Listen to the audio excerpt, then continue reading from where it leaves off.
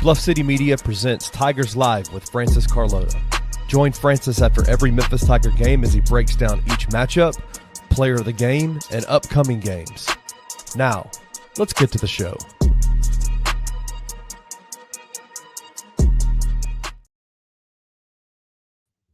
I forgot to put us on the screen, Francis. That is such a see, let me just tell you, that is the perfect explanation for just this Tigers game, right? Like, yep. Like it was, the show's going to be great, but there's some funky in it, right? Like we don't get put up on the screen. Like the show, you're going to do a fantastic job on this show, but there's just going to be a little bit of funky in it, right? Hey, sometimes I love funk, funk music, everything. It's great. Funk is good. Funk is good. Funk is good. Then sometimes you get too much funk, and that's a turnover off the Coach Wayne Kelly, turnover off the bat.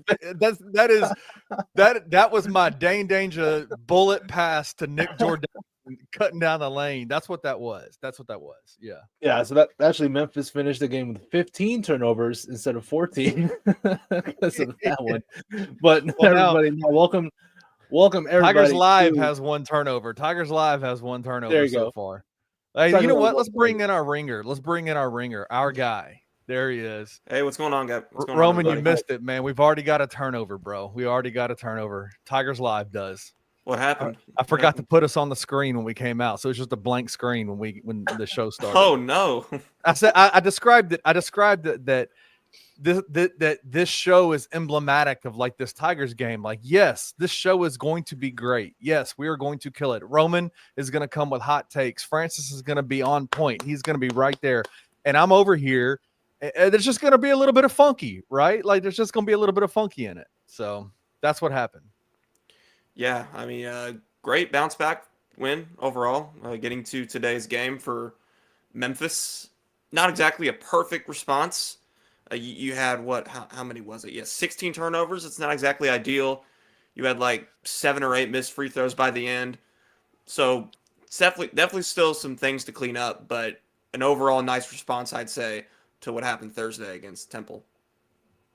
Yeah, I agree. I think, again, overall, solid response. Do you want Memphis to beat Charlotte, one of the worst teams in the conference, by 20 points? Yeah, absolutely. They had chances to push leads to above 20 to 30, whatever. Yeah, they had chances, but they just couldn't do it because of the turnovers that, we've talked about already.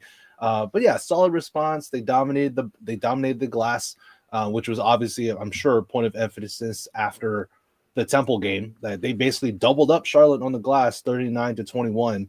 And you saw even the guards get in on the glass too. Tyrese, Dante Harris, PJ Carter, PJ Haggerty, Colby, they got on the glass. So I'm sure after that game against Temple, Penny was on him to everybody, to the whole team, about being aggressive on the boards, get a damn rebound, finish the possession. So yeah, clear point of emphasis. So yeah, solid win. Nothing too crazy, nothing too flashy, but solid win. Kenny Rose, great to see both of y'all. Let me ask you as we start this show off, did anything about today's game surprise y'all? Anything? No, not really. No, not at all. I mean, you would have maybe liked to see Memphis do a slightly better job at closing out the game, but I mean, when you went up by 22 with only a few minutes left, it was basically over. So I'm not overly bothered if I'm Memphis by letting that lead trim down to 9 by the end. Again, it's not exactly ideal, but I'm not exactly bothered by that if I'm Penny Hardaway there. Yeah, I think you're always gonna. There were a lot of refs at the end of the day and I'm not blaming refs for the last like 5 minutes of foul calls or even the last 3 minutes of game time. I think Roman put up a tweet saying something. The Tigers are up 73-54 with like 3:55 left, and then next thing you know, Charlotte goes on a 7-0 run, right? Like they go on a 7-0 run, and a lot of foul calls. Moose ended up fouling out. Them not closing the game, expanding the lead doesn't necessarily bother me outside of the fact that, you wish, metrically wise, that they had covered and done and beat Charlotte by much more than that. But there's always going to be in any ref's mind a level of kind of leveling out the playing field in terms of foul calls, in terms of just kind of over exaggerating situations. There was a lot of over the back fouls that weren't over the backs, like that. You know what I mean? Just a lot of loose ball fouls that weren't loose ball fouls. That it just happens that way. I don't get too. That foul they called on Jourdain at midcourt.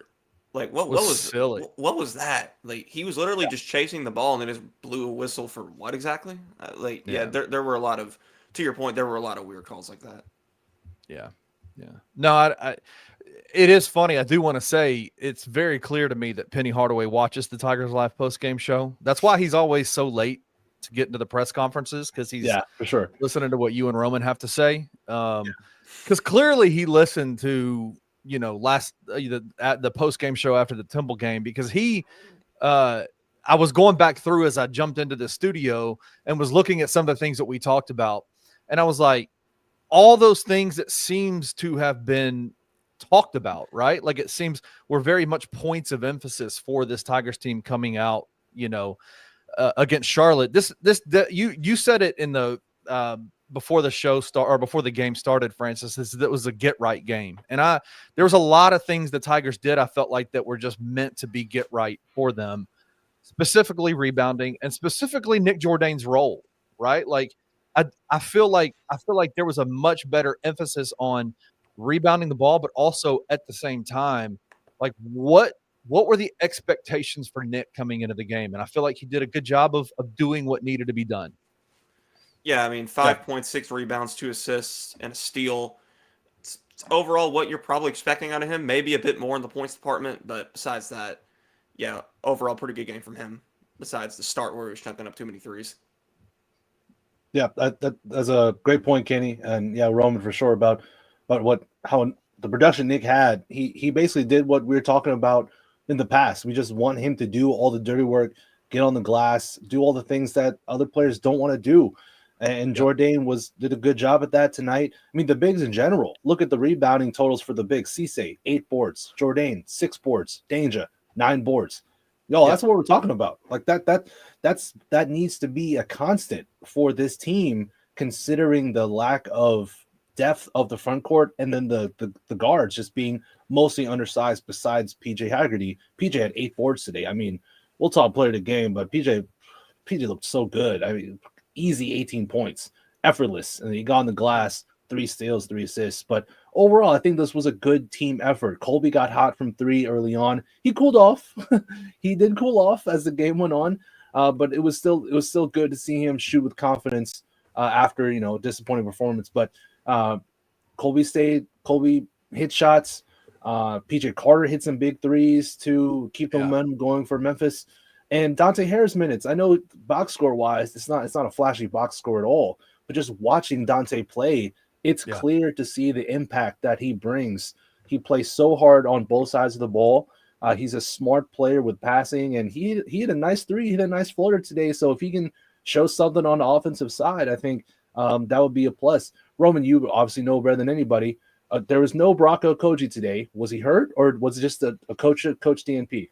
I didn't hear anything before this game about him being hurt or anything of that nature. I believe, from what I know and what I saw, that it was simply a coach's decision to not play him. And I think he did, if I remember correctly, Roman, not to interrupt you, but I think in the Temple game he did go out with a facial injury. Yeah, he did, but I believe he returned at some point after that. So I don't think that would have been why he sat out. And it's unfortunate if it was a straight up like DNP situation, because they've been trying to get him going pretty much throughout the whole season, but it hasn't exactly been working out, especially on the offensive end. It's kind of like a situation I want to compare to, say, a Jalen Young or a Carl Sharon from last year, where you want to play him because he's a really good on-ball defender and he brings energy on the defensive end overall, but he just completely sinks everything you bring to the table offensively whenever he's on the floor. And Memphis obviously cannot have that moving forward if it wants to get through this AAC schedule without running over any landmines and taking any quad 3 or quad 4 losses. So until Okoji's offense improves, this is probably what's going to have to be for him moving forward. Yeah, it's interesting. I think that the backup point guard role is definitely an interesting, kind of dilemma for the Tigers, right? Like I think at some point we had kind of gotten used to, maybe with Baraka coming in, which I love Baraka's game. I love what he does on the defensive end of the floor. There is a level of just he just doesn't provide any value in terms of offense, for your team. That's why if this Dante Harris thing works out, like if he can start making some buckets, he hit a nice three and then he hit that little runner in the lane. Yeah. If he can give you 5 to 7 points a game, that's playing with house money, man. Like that's 5 to 7 points you're probably not getting from anybody else that's going to play that backup point guard role. So it's definitely a good sign if they can get Dante Harris in that type of play for the Tigers. That would be great. Yeah, for sure. Add in a steal and a half a game, maybe 2 steals a game from Dante in limited minutes because of how impactful he is on that side. And it's even funny. You watch whenever Dante's in the game, I love just watching him on defense, how glued to his man he is, how good he is navigating off-ball screens. He's not the biggest guy, obviously, but he's so shifty and slippery that he's not just going to get caught on off-ball screens, and he'll hound dudes when they're trying to create space. And then you see Dante, you'll see him get a little frustrated when the rotation isn't made correctly by another player. You saw it with him and Dane kind of had a little bit of a back and forth during that Charlotte game. Because I think Dane was playing, were they zoned or were they just, I can't remember if they were zoned or if they were just a pick and roll switch.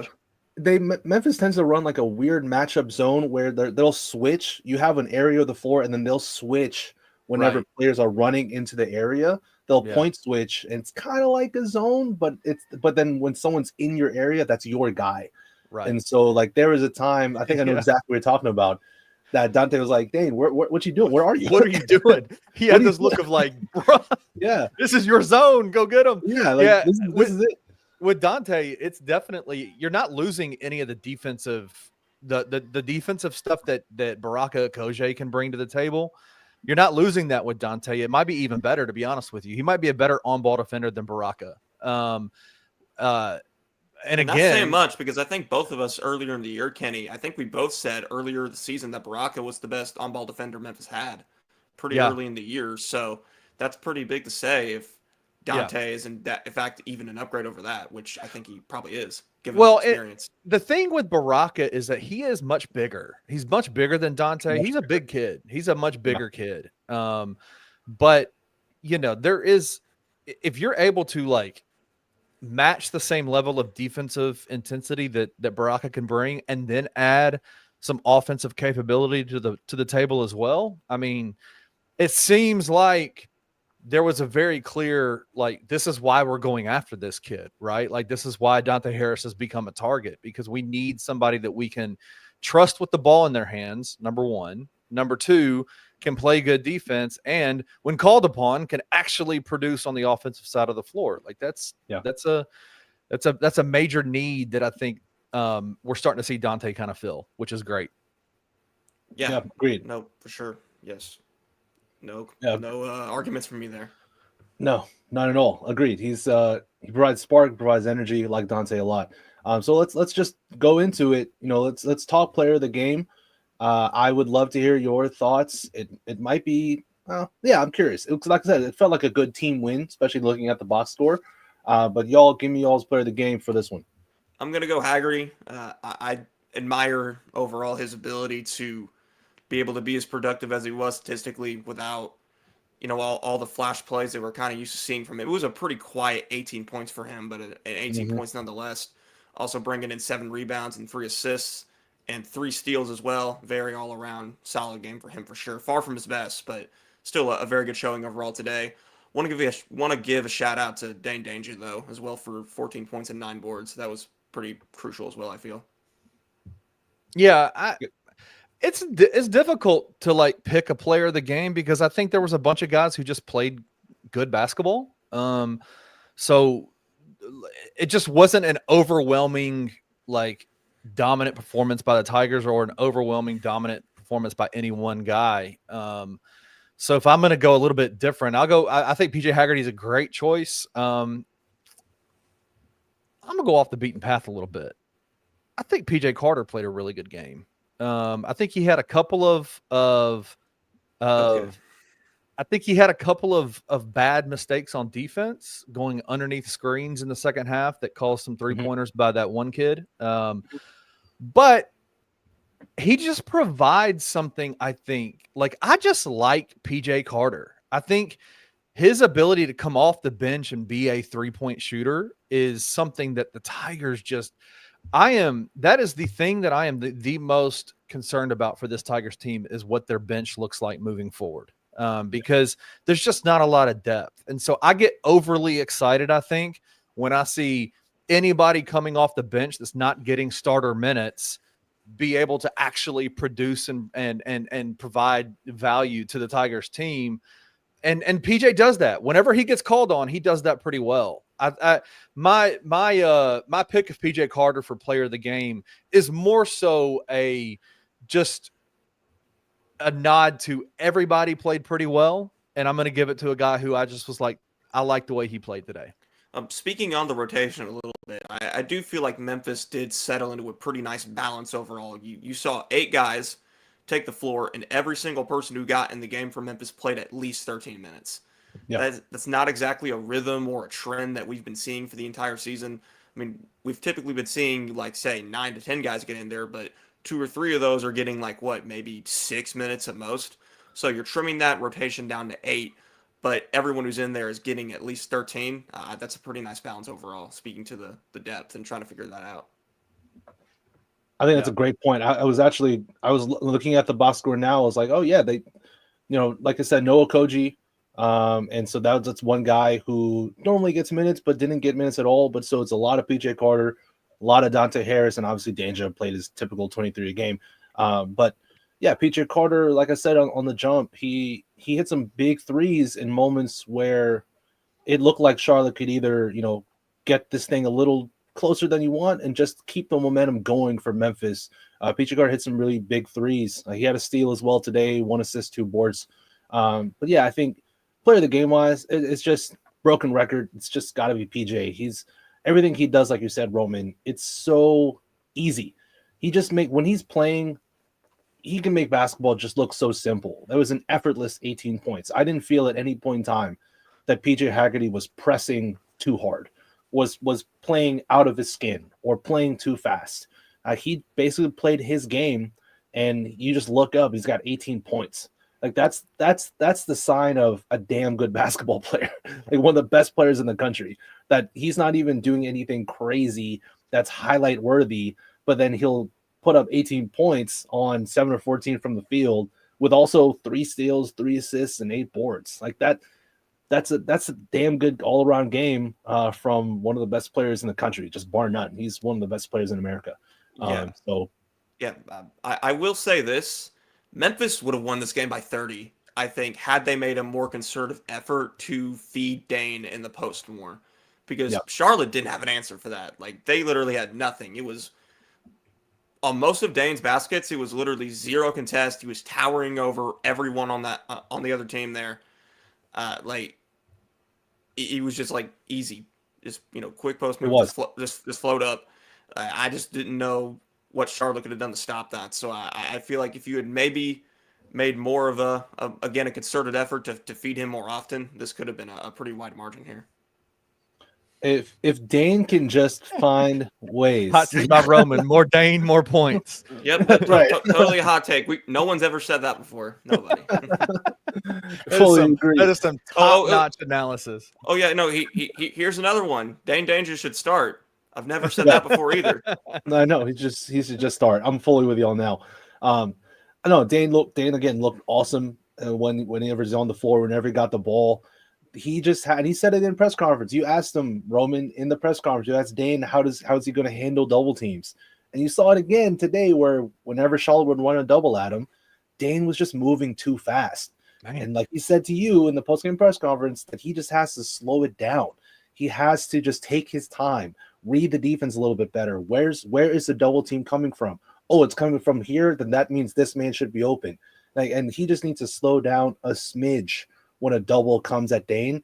And when he reaches that ceiling of slowing the game down even more when a team runs a double at him, good luck stopping him. Good luck. because he'll just dice you up with passes. He'll find the right guy. Now, Dane is so talented. He just has to play just a tad bit slower when a team runs a double at him. Like I fully recognize there are people in the Discord saying if you double team Dane, you might as well just run on defense because it'll be a turnover. Like, you know, like that there's a little bit of credence to it, because that is his only issue on the offensive side, is running the double at him. That's it. Because otherwise he's unstoppable one-on-one. He's a good and willing passer out of the post. So if he can just play a little slower when teams double him, he's the guy. But along the lines of the turn. Oh, Kenny, please. I have one more player of the game, and I forgot to mention this. I want to say shout out to everybody who's watching, tuning in on the YouTube channel. Also, if you're on Twitter, if you want to join the chat over here in YouTube, come over here to Bluff City Media's YouTube channel. You can join the chat. If you say something funny, we might even bring it up on the screen. Or you bring up a good point, we might even bring it up on the screen. But come hang out with us. Thanks for joining us. I do have one more player of the game. It was, I think, Parth Upadhyay from the Daily Memphian tweeted it out during the game. PJ Haggerty was at the line, and the student section in the first half was screaming, "You suck at Fortnite. You suck at Fortnite." Knowing that PJ Haggerty is an avid gamer on Instagram, he's got videos of him playing Fortnite all the time. I just want to say shout out to the Charlotte student section, because I love a good creative chirp. Like, there is nothing better to me than a student fan base like doing their homework on players and like coming with knowledge of them and calling them out. Like, I think that's great. So shout out to the Charlotte student section for being fantastic at chirping PJ Haggerty. Like, that's great. Like, "You suck at Fortnite" is a great chirp. I mean, they were dead silent for the other 39 minutes of the game, but yeah, for that 1 minute they were chanting that. Yeah, hey, sure. Look, I'm just saying they had a reason to be silent. They were the worst reverse layup I've ever seen in my entire life. Oh by my their, gosh. I mean, just terrible. But created the fact that that is what student sections are for. And your team sucks, like, it's terrible, but you still took time to do research, come to a game on Sunday, do research on a player, and absolutely chirp them in an appropriately funny way. I just think it's hilarious. No, that's totally fair. That's totally fair. That reverse layup was so bad, y'all. I'm not really sure what that was. Maybe he thought Nick Jourdain was Bill Russell, and he was afraid of Nick Jourdain right there, and he felt like he had to do a reverse. I don't know what that was. And then Charlotte had an alley-oop in transition, a 2v1 alley-oop in transition, and the dude just blows the layup. Like, he just blows it. Look, Memphis should have won this game by a lot, no question. But also, look, there are some moments where, like, come on, Charlotte, you got to make layups, man. Like, you make layups, this game is even closer. They were up by 22 with 5 minutes left. I mean, the game was over whenever Charlotte was trimming the lead. Again, I know the computer numbers are not going to like that. I know that for those who didn't watch the game, it's going to be like, oh, Memphis only beat Charlotte by 9 points. But the game was over. So, again, if I'm Memphis, I'm not overly bothered by, oh, they only won this game by 9 points, when if you watched, you could tell it was a lot worse than that. Yeah, apparently Memphis has dropped from 34 to 38 in the net because of that game. Well, they wouldn't have updated the net already. The net updates like in the mornings only. If they've updated the net already, that's pretty cool. Or maybe it's Ken Palm. I don't know. Somebody. I believe. Ken Palm updates immediately, but I don't. Yeah, Ken Palm 36 to 38. Timo said, yeah, that's what it was. There you go. There it is. Whatever. It's okay. Go ahead, Kenny. All right, let's do a moment of the game. What are y'all's thoughts? Player of the game. We all had most of us had different guys. I had PJ Carter. Y'all had PJ Haggerty. What was the moment of the game? I'm gonna go to the 26-5 run that Memphis made in the middle of the first half. That basically separated it for good. I mean, Charlotte had a couple of mini runs after that where they made it like a 10-point game in certain instances, but Memphis never really lost control after the first 10 minutes or so of the contest. So yeah, that first big run, the 26-5 run they made over 11 minutes, was my overall stretch or moment of the game there. Okay. I like that a lot. Shoot, I mean, even trying to think of a moment of the game, just kind of think about it off the top of my head. Yeah, I don't really think there was like a particularly specific moment. Maybe the Yeah, maybe the few minutes where they were just splashing 3-pointers everywhere. That was yeah. also another big part. I would say, I guess, Yeah. another moment where Memphis went on a run to basically put this game away was in the second half. After Charlotte, it was a 10-point game, 51-41. And then Memphis went on a run of their own to push the lead up to 20. And PJ Haggerty basically was the guy making that run. I remember watching the broadcast and the announcer saying about how PJ hasn't gotten hot yet. He hasn't been able to find his rhythm offensively yet. And then all of a sudden he scores 6 straight points because it's Yeah. PJ Haggerty. That's just what he does. You go to sleep on PJ, you do that at your own risk, at your own barrel, because PJ can get hot at any point in the game. And he scored about 6 straight and put it to 20. And yes, like you said, Roman, game was done. No matter what happened at the end, even with the foul calls, the weird over the back calls, just setting Charlotte to the line to get two free points, this game was done. Like, it was never in question at any point in time. Yeah, so I'm fully with you, Roman, that Memphis fans should not look at this game and think, oh, here we go again. That's another game that's mega disappointing. Like, no, they had full control. There were some late fouls that made this game a lot closer. But one thing I do want to ask you all about, because it's a talking point that's, I feel like, just going to keep persisting. These turnovers, is it as simple as I just make it seem? I've talked to Gabe about it. I've talked to guests, talked to y'all about it. What is it with these turnovers? Is it just all mental stuff? Not being fully locked in, just taking the foot off the gas. Is it really just that simple for y'all, or do you think that today the turnovers actually weren't that bad? They had 14, which is at their season average. But give me your thoughts on the turnover bug today.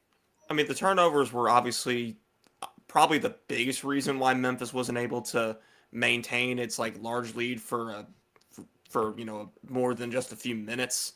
I mean, 16 turnovers is never exactly a positive. You had 2 players with 3 turnovers, 3 other players with 2. Every single player who got in the game today for Memphis turned it over at least once. That's crazy. I'm looking at that box score. That is crazy that everybody had a turnover. Yeah, That's wild. every single player who got in for Memphis today had a turnover. So none of that is exactly ideal. But in saying that, the turnovers didn't feel overly impactful. They didn't feel like they hindered Memphis's progress too much. Again, you don't want to do that against better competition moving forward, but against Charlotte, you can get away with that. And I think Memphis went into this game kind of knowing that as well.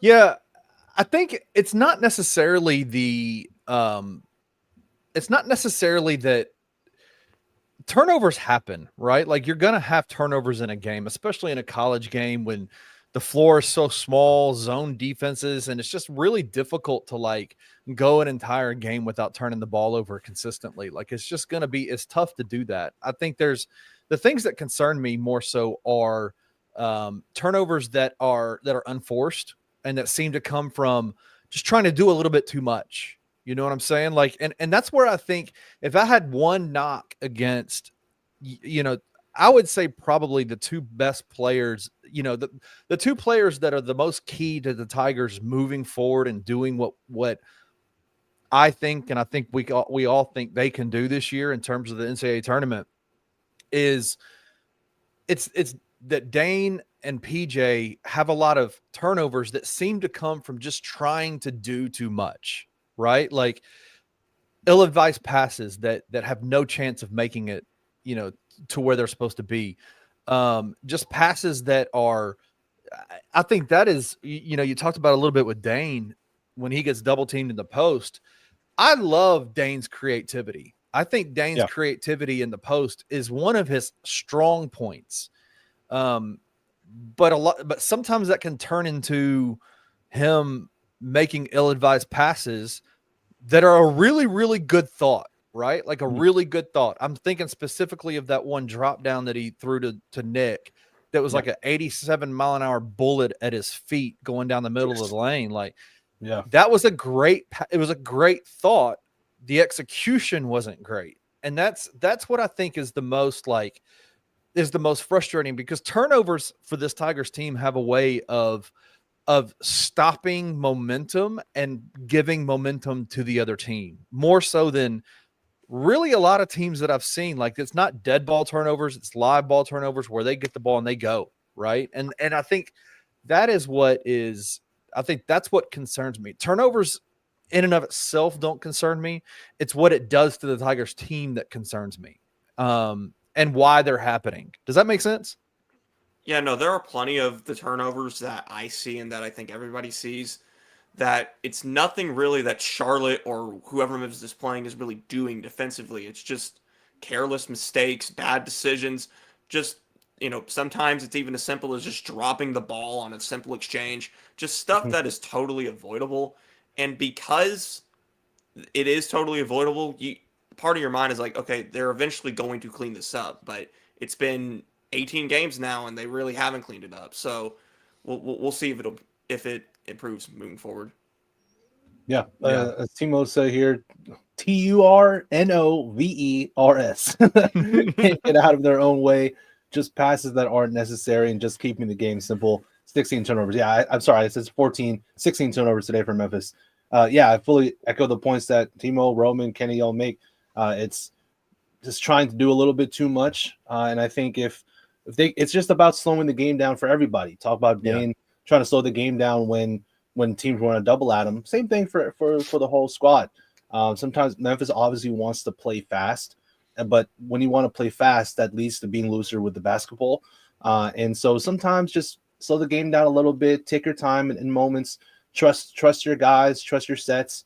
And I think the turnover problem will hopefully get better. I mean, look, against Temple, which makes the Temple loss even more infuriating, they had 10 turnovers. That's pretty good. Like, I would take 10 turnovers a game right now, no question. But they just couldn't get a rebound. So that was proof that they can take care of the basketball in a big game. Like that game at Temple was a pretty big game, but unfortunately, they just didn't do other stuff. They couldn't rebound, and that's where they lost. But today, the turnovers, I agree. I think they kept Memphis from making this just an obscene blowout and really putting Charlotte away without even a chance of making this game close at the end for whatever fouls that were called. But there are certain mistakes. There are certain mistakes, Francis, that I don't mind, right? Like Musa, I said in the Discord during the game, I love it when Musa blocks shots 5 seconds after they were shot. Like I don't mind it, right? Because it's sending a point, right? Like it's sending obviously there's certain time periods in which you don't do it. You don't do it when a team's making a crazy run or when the game is tight, whatever. But there's a few times it's like at least once a game, Musa is going to block a shot that was literally shot like 5 seconds earlier, and it's going to be a goaltend. It's always going to be a floater. It's always going to be a goaltend. And that's just what he does. But it's sending a message, right? There's certain fouls I don't mind. Even the over the back stuff. I don't mind over the back fouls because it means that Musa and Dane are fighting for rebounds. Now, what I would say to that is, work harder prior, work harder to not get boxed out. Right. But I don't mind challenges at the rim or over the back fouls trying to get offensive rebounds. Like I don't mind that stuff. That stuff doesn't bother me too much. I don't even really necessarily mind turnovers that happen because you're trying to make something happen, right? But it's more so the fact that I was watching, I don't know if whoever watched everybody watched the Washington-Detroit game last night. Everybody watched Washington Commanders, the Detroit Lions game. Yeah, I saw bits and pieces of it, yeah. I said one of the things I said about Jaden Daniels on Twitter was that I said one of his greatest strengths might be that he has zero when he decides to do something, he does it and he makes a decision and has all the conviction in the world and does it. Now, the fact that he can throw a damn good deep ball, the fact that he can run the ball well, the fact that he's cool and calm under pressure is a really good thing, but it's the conviction in which he makes decisions and he does it. And so I don't mind.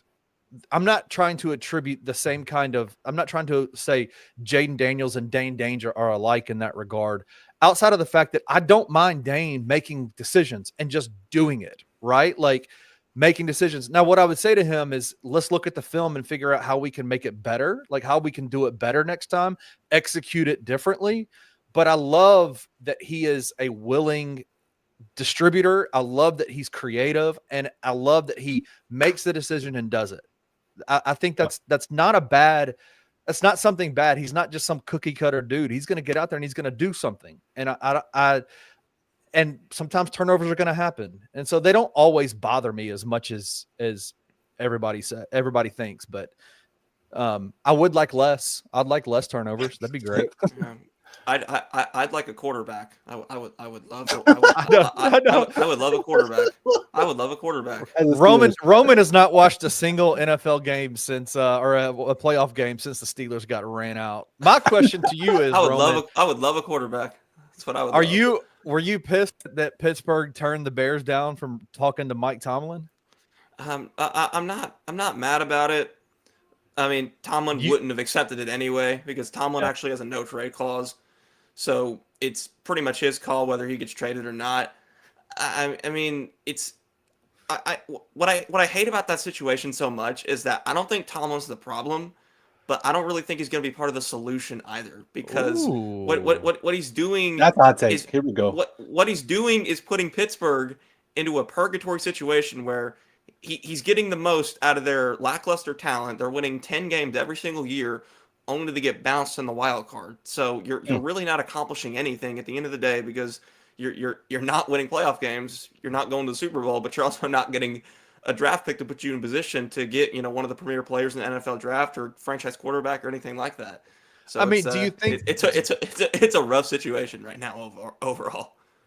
Do you think that that Pittsburgh, the organization, is like shooting themselves in the foot by standing on that we don't fire coaches? It's like, yes, listen. absolutely. Okay. But I think that more extends to the coordinators than Tomlin himself. Like they're like the fact that they kept Matt Canada as the offensive coordinator for 3 seasons is wild, dude.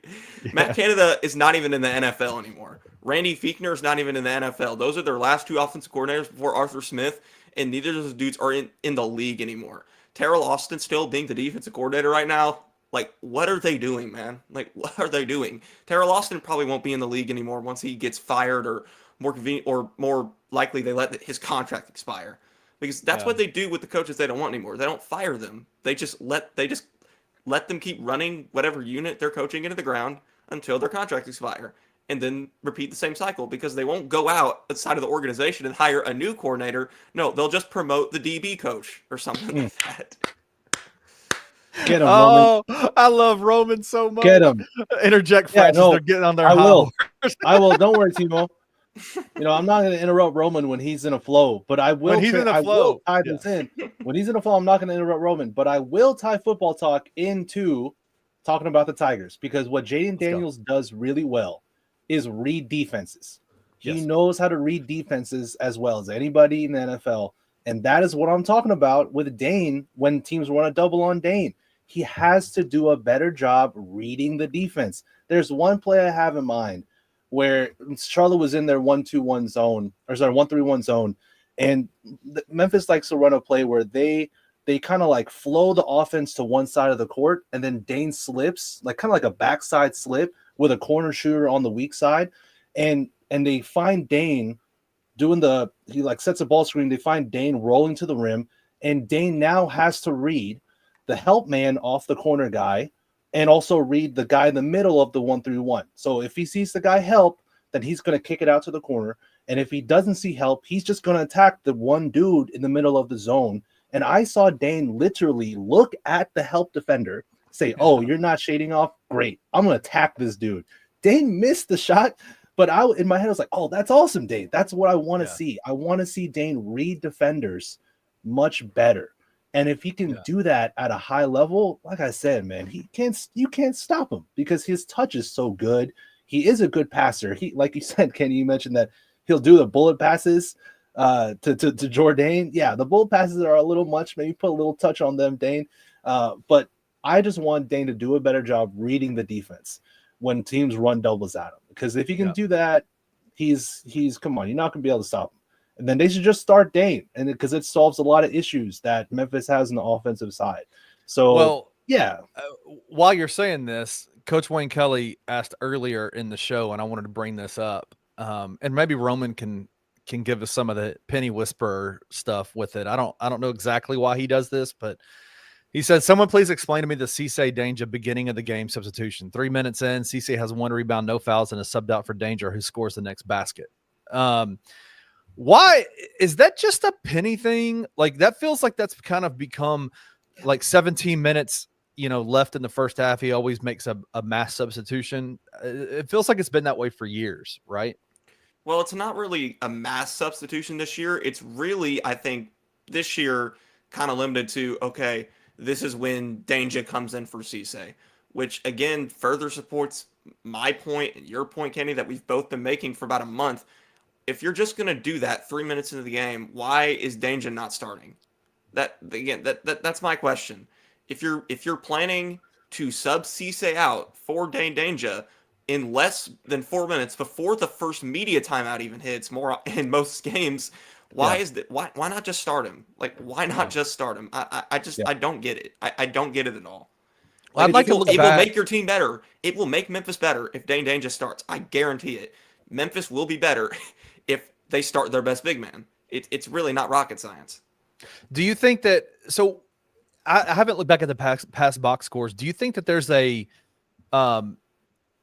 foul trouble issue that Penny is trying to keep Dane from? Has he fouled out of a lot of has he been right there, or has he been pretty good with his fouls? Like, I think Cisse has a bigger fouling out problem than Danger does. I mean, neither of them are particularly great, I'd say, at avoiding fouls, but I think Cisse probably has a bigger problem than Dane. Yeah, and also 3 minutes is not going to make a difference with that. It's really not in the grand scheme of things, especially if you're going to play Danger more minutes anyway, which more often than not Penny does. Yeah, it feels like a game script thing to me. Like you said, Roman, it's a conscious decision for sure that they're going to sub Danger within like about 3 minutes of the game, regardless if there's a timeout or not. This is just when Dane's going to come in, and it just feels like it's just what they do. Because maybe Penny in the back of his mind realizes that it's easier to get Danger going than it is to get Cisse going. So let's start with Cisse and see if we can get him a dunk or get him a block on the defensive side, get him into the flow of the game quicker. And then when we see that Cisse's got his flow, he's into the rhythm of the game. All right, then now let's bring Dane in for an extra offensive burst, and because we know he's gonna be able to get into the rhythm of the game really fast. So that's the only thing I can think of at all for why they do it like that. I don't know, that because it just seems easy at this point to just start Dane. So I think it just seems too easy. Yeah. What do you think happens, Roman? We're not talking about it as much today because we didn't really see it. But I think back to all the slow starts that Memphis has offensively in almost every single game, and I always think the reason that's happening is because the scout at this point is pretty much out on Haggerty and Hunter and Rogers, because when Danger's not in the game, their backcourt is their only offense. I'm thinking, like, I think Danger starting the game can help you avoid a lot of those slow starts. I'm thinking back to what happened in San Francisco, which I believe was the first game where they switched from Cisse to Danger. Correct. And I said on that postgame show, you really don't need to be doing that. And yeah, sure, Memphis went on, a good non-conference run after that. But I still think it's going to hurt them more so than helping them in the long run. Like, I don't really see anything that Cisse is adding by starting the game that he isn't adding by coming off the bench, or that he wouldn't add by coming off the bench. Whereas with Danger, I think if you start him, it's a lot easier, I think, to avoid the slow starts on offense, just because you have another avenue of scoring the basketball. Yeah. My big thing is I would also rather have Musa protecting the rim at the end of the game than at the beginning of the game. Honestly, like, if that's what he's in there to do, if he's in there to rebound, set screens, protect the rim, you need that at the end of the game, especially when it's close games, tight games. When you get further, when you get deeper into the season and say tournament time, you need a guy like Musa who can play at the end of the games. And unfortunately, he gets a lot of foul calls, man. Because he's running around like a baby giraffe out there, bro. And like he just runs and jumps over people and jumps on top of people. And it's just like, we don't need to see that at the beginning of the game. You need that at the end of the game. I think it's a great point. Yeah, I think it's a great. You need your defensive anchor in crunch time. You need it in close games against the top tier teams. You need your anchor, and that's what CC is. He is the defensive anchor for this team. He needs to be on the floor. Period. Because I know that he's a negative on offense, but against good teams, you gotta have your best defensive player on the floor. I think that's a really, really good point. I want to ask you all this question that Coach Kelly said here. Is there a true point guard quarterback on this Tigers team? What do y'all think about that? I mean, what does that mean exactly? Yeah, I want to know what that means. Yeah, what does that mean? Because Haggerty and Hunter are two of the best point guards in the country. Haggerty is the number 3 scorer in Division I. Yeah. Both guys are averaging around 4 assists a game, which is very good for college. So I would say yes, just looking at the question point blank. Yeah, I mean, I think, dude, we're talking about one of the best backcourts in the country. Like, yeah. And so if you're talking like a true point guard quarterback on this Tiger team, man, I think without a doubt, skill-wise, it's PJ. And I think leadership-wise, it's Tyrese. Like I think that those two guys are a two-headed monster that a lot of teams are going to have a lot of problems with. I mean, you've seen it throughout the non-con. You got two quarterbacks. I think you got 2 quarterbacks. You got a dual threat. You got 2. You can run. You got Justin Fields and Russell Wilson out there, man. Yeah. I'm sorry, Roman. Roman. I didn't mind Fields in the first 6 games, and Russ was good at first, but then he started playing good defenses, and then you're throwing balls in the triple coverage on Christmas against the Chiefs. Hey, Someone mute Roman. Roman. Look, Timo in the chat saying assist to turnover ratio as a point guard. They both average about even or worse on their assist to turnover ratio. That to me, Timo is a floor general. But you can still be a point guard without being like a floor general. Chris Paul's a floor general, and he obviously plays point guard. But then you look at Trae Young. He's also a point guard. John Morant, he's also a point guard. Yeah, he's also an incredible passer. But there are many different ways to be a point guard in college basketball and basketball period. Same thing with in the NFL with being a quarterback. There are multiple different ways to be a quarterback in the NFL. Just like there are multiple different ways to be a point guard in basketball. And I think PJ Haggerty is 1,000% the quarterback of this team. Tyrese is a really effective off-ball guy who can also hit step-back moves, who can play on the ball as well. But our leader, our quarterback of this team is 1,000% PJ Haggerty, like without a doubt. This team starts and goes with PJ. So he's our quarterback. He's our point guard. He's our leader. This is PJ's team. So, yeah, I think it's an easy answer for me. Hey, Francis, your mic is kind of going in and out just a little bit. It's kind of muffled, but I agree with what you're saying. I feel like we're getting into this is NFL playoff season right now. So it's like I feel like we're talking like we're trying to I wish my team had Tom Brady instead of Lamar Jackson. Right? Like, is Lamar Jackson any worse is he a worse quarterback because he doesn't look like Tom Brady and do what Tom Brady does out there as a quarterback? Lamar Jackson is a damn good quarterback, but he does it in his own way. And I think that's what PJ is. He's worse than Tom Brady for other reasons, but it's not because he doesn't play like Tom Brady. Right. Yeah. But I'm just saying, yes, I think that I think that the strength of this Tiger program is their point guard lineup, which is sometimes Tyrese is on the ball, sometimes PJ's on the ball, but PJ is unquestionably the leader of this team in terms of, he's a daggum Wooden Award, what is it? Nominee. So, he's right there, but, yeah. Do I still sound muffled? If I do, you're good, brother. No, okay, you're good now. You're good now. That was weird. Yeah, that's happened before. That's happened before too. And I have no idea why. I have zero clue why. Is it because maybe the microphone needs a reboot after a little bit? Maybe probably. I don't know. It's always some issue technicality wise. But no, my point is there's just multiple different ways to play point guard, and just because you may not be a true traditional pass first guard, I see Coach Kelly in the chat. Though he's not a traditional, PJ's not a traditional pass first guard. Tyrese is not a traditional pass first guard. That don't mean he's not a point guard. Like PJ still averages about 5 assists a game. He gets other people involved very, very, very well, and he's not selfish at all. Like he'll find ways to impact winning, and so that's why I mean that.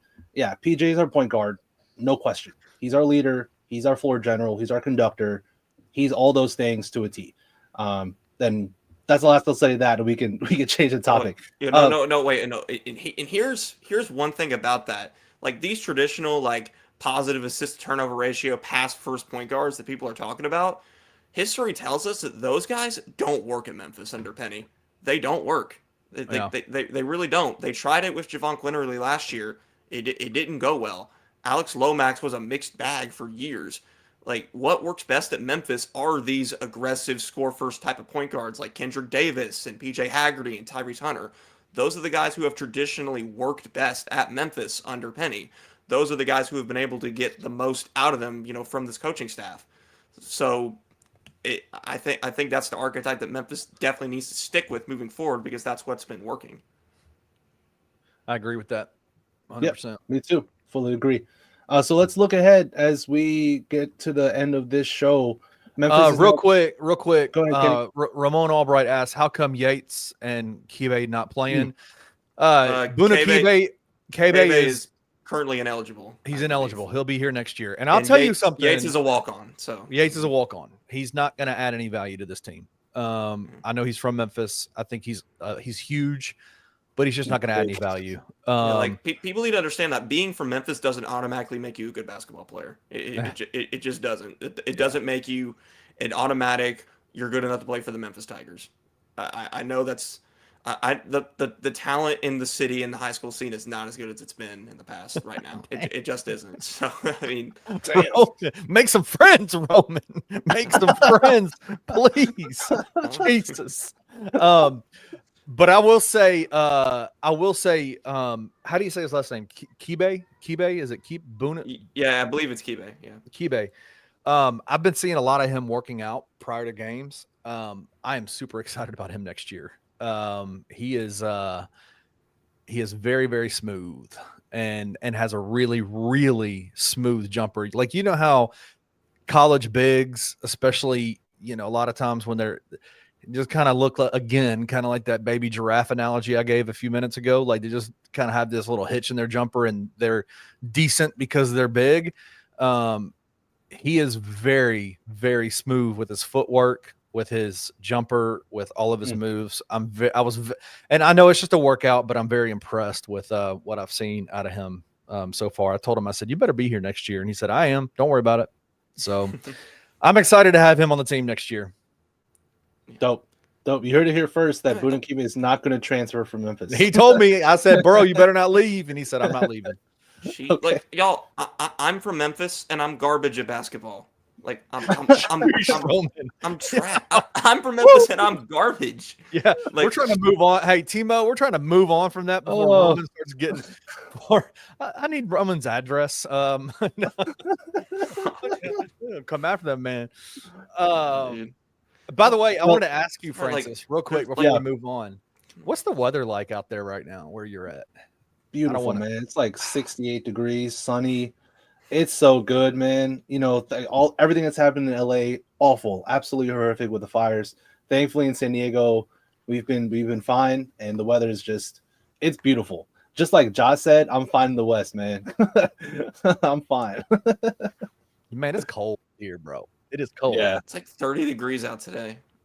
Yeah, it's so cold. I feel like I was kind of flipping back over and watching a little bit of the Philly LA Rams game, and it's a snow day in Philly, and I see Matt Stafford running out there, and I'm like, that would be Francis coming back here to Memphis and trying to host a podcast in Memphis with it being like 10 degrees outside. But essentially, anyway. Yeah, if we did a live show outdoors, yeah, that's exactly what that would be like. No question. So let's look ahead before we get up out of here. So Memphis is now 4-1 in conference play. Yep. Obviously, the loss being at Temple, as we're all well aware of. Next game they have is the 23rd at home against Wichita State, 6 p.m. ESPN2. And then they go a big game versus UAB at home. So as we look ahead, y'all, and at Tulane, which is traditionally a tough matchup for Penny Hardaway going at Tulane. As we look ahead, how confident in the Tigers are y'all that they're going to go 3-0 and keep this train going? I mean, I think they will go 3-0. Playing UAB is going to be problematic because I don't think they have much of an answer for Yaxel, but I don't think UAB is much of an answer for Memphis's guards. So I think that coupled with the home court advantage, Memphis should be fine in that matchup. Now, March 2nd at UAB, I think could give Memphis a lot of problems, but the first game at the Forum on Sunday, next Sunday that is, that should be okay. Going to Thursday at Wichita, I mean, Wichita is just simply not as good as people thought they were heading They're just into the not year. good, man. They're not So good. that should be fine. And Tulane at Tulane quad three game is a real dangerous one, obviously, because Penny has had problems against Ron Hunter in the past. They have a really good player in Caleb Banks, Indiana transfer. So honestly, if I'm concerned about any of those three games, it's that one right there. What's really interesting about this schedule is that like the way that it's designed, it's 2 games at home, 2 games on the road, 2 at home, 2 on the road, and it just repeats like that for the rest of the conference schedule until the South Florida finale at home, and then you get to the conference tournament. So it's going to be 2-game home trip and then 2-game road trip over and over again for the rest of the regular season, which is I think kind of interesting there, the way that's designed and mapped out. It's so tough to like critique, or not even like to like, it's a foreshadow to forecast AAC games. You know what I'm saying? Like, it's so tough because I do think, and again, we talked about this after the Temple game, as you know, kind of the Tigers using it as an excuse, you know, not like in the language built around it, but I mean, I do think that there is some truth to the matter that every single away game for the Tigers in the AAC is the Super Bowl for that team. The Temple coach came out and told his players the night before, everybody is coming to watch Memphis, make them remember you. And I'm like, dude, the fact that they're saying that like that, so it just makes it difficult. I have a lot of faith in this Tigers team that they can withstand that. I think this Tigers team is a tough team. I do think they're mentally strong. I think that they have a lot of really good, you know, gritty aspects to their temperament that make them a team that can withstand that kind of stuff. But I don't think that it is an unfair thing to say. It is tough to play away games in the AAC when you are, for the lack of better terms, they are the new Houston in this conference, right? Where every time Houston went on the road, man, Houston knew they were going to get their best shot, the other team's best shot. And I think that's tough. I mean, I think the Wichita State's not great. I mean, I think Memphis should beat them at home. I think UAB, I think they'll beat them at home. I am as concerned as I can be. I am concerned about the Tulane game in New Orleans. They notoriously have a really hard time with Tulane in New Orleans. Do I think they'll win that game? Yes. Well, do I think that is it the one out of those three that we're talking about that I'm the most concerned about? Yes, because away games against good teams, good coaches. in the Ron AAC. Hunter's a good coach. It's not a good team, but Ron Hunter's a good coach. So yes, great point. Away games against good coaches in the AAC, which is their Super Bowl for their year, is a recipe for a landmine, and it just is what it is. But I trust this team. I think they can do it. And the worst part is that, you know, Tulane is not even good enough, unfortunately, for Memphis to be in the top 135 in the net. So a game that is traditionally tough for Memphis at New Orleans is a quad 3 game.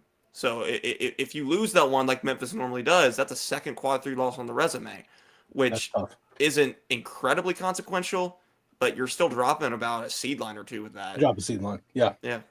So not ideal if you lose that one or any of these next 3 games. Yeah. or any of I these mean, look, next 10 games still. 10 games. Like we just keep going on and on with this schedule. Yeah, you But still got 10 more games where you get another quad 2 opportunity if the net stands as it pretty much does right now. yeah, but I will say if Memphis, kind of like what we talked about with that 4-game stretch to close non-conference play, if Memphis can these next 5 games, so Wichita State, UAB, Tulane, Rice, Tulsa, and then they play Temple, who they just lost to, obviously at home.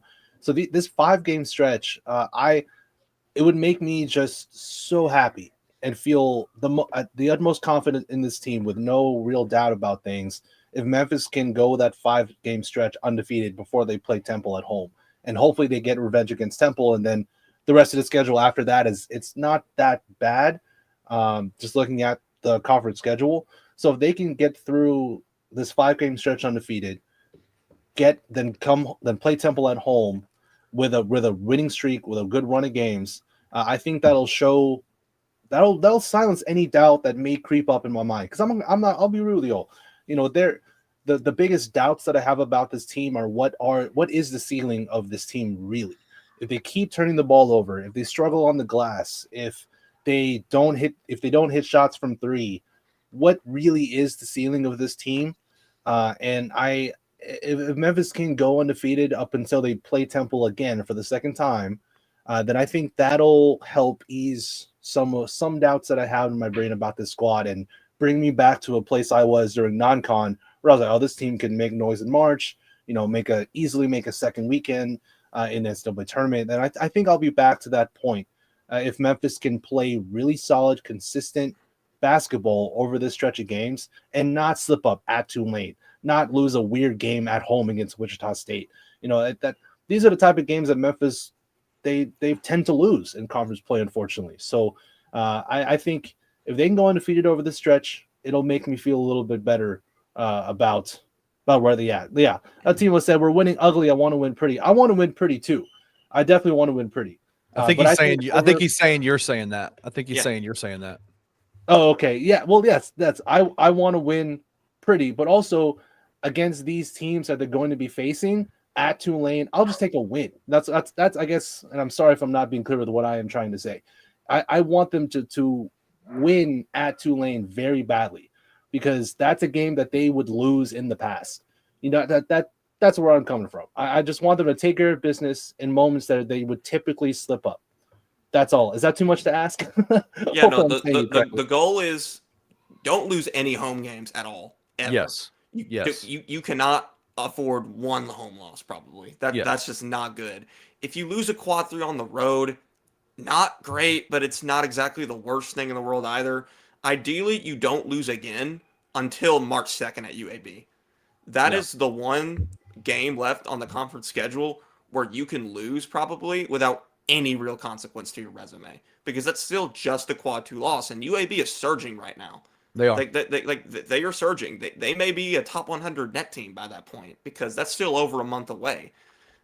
So besides that, you ideally don't want to lose any game, but inevitably you're probably going to, because it's still 10 games until you get to that one.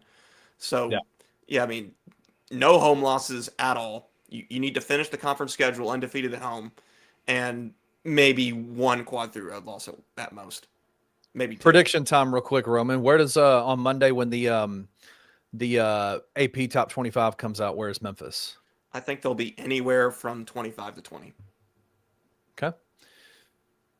Good. I think the loss at Temple slightly drops them. And the win at Charlotte doesn't help them at all, probably. No, because Charlotte's not a good team. So. No, I agree with Roman. I fully agree with all the carnage that happened in the top in the AP poll with all the teams that lost over the weekend. I think they'll be okay. I agree with Roman. I think they'll still be ranked too. I will say this. Another thing. One of the things that has been, we've talked about previous Tiger teams and where they've been. I think one of the things that needs to be highlighted about this Tigers team is that they have not they have lost back-to-back games at all this year.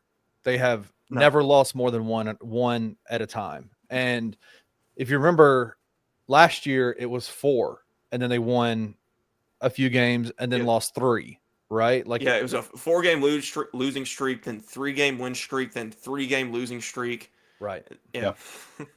So I do like the fact that this Tigers team is able to.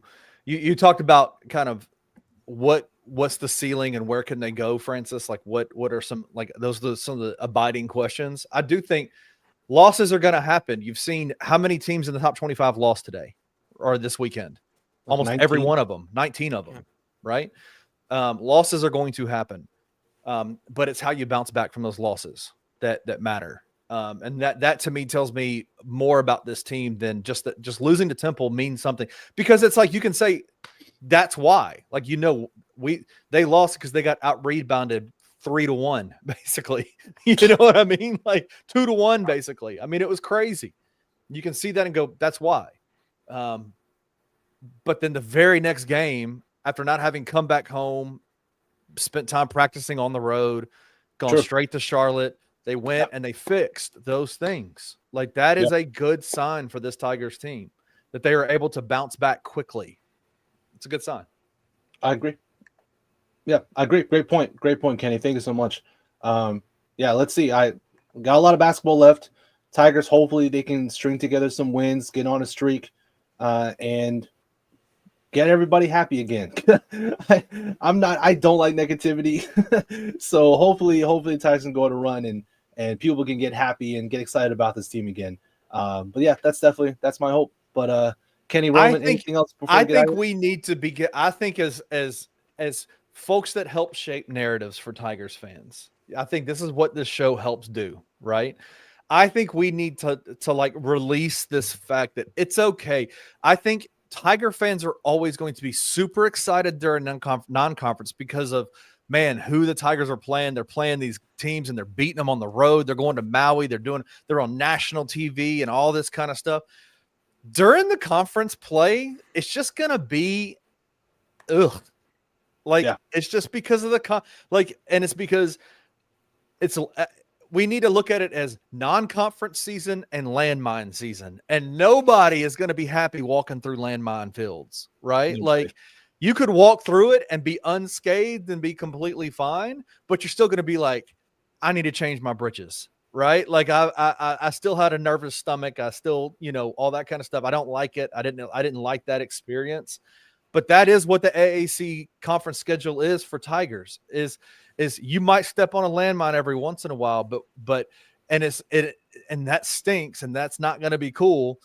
But even when you win, it's still just thank God we won, right? Like, hey, most people die when they step on landmines. Well, that's true. You get to go on to the next game. You get to go to Charlotte. Yeah, and play on ESPN2, and then invite Charlotte to play on ESPN2 for the first time in their existence. Like, it's great. It was also Memphis's first ever win at Charlotte in program history today, which is a little odd, actually. Wow, that's not what I expected to hear. But hey, first time for everything, first time for everything. But Kenny, Roman, again, y'all are awesome. To everybody who tuned in to Tigers Live, thank you so much. To everybody in the comment section, y'all are fantastic.